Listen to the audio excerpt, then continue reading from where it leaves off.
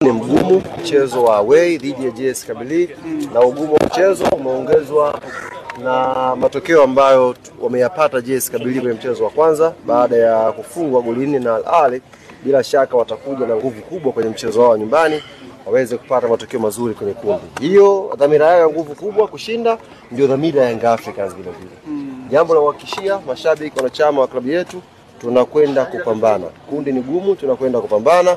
Mwenyezi Mungu atujalie inshallah. Kuna pressure yote kwa sababu inaonekana mnaanza ugenini karibia hizo mechi zote mbili. Ili kundi kila mechi ni pressure. Hata tuliocheza New Aman Complex ilikuwa na pressure. Na hii tunakwenda away na pressure. Ile hii pressure yake imeongezeka kwa sababu sisi tunataka zaidi, wengine wanataka ushindi wa kwanza. Kwa hiyo mechi haitakuwa nyepesi.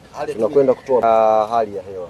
Algeria ukiangalia sasa hivi baridi ni kali sana, kwa lazima angalau tupate siku 3 ili kuwe na adaptation ya wachezaji mbele yao na hali ya hewa. Kwa hiyo hakuna sababu nyingine zaidi ya hiyo.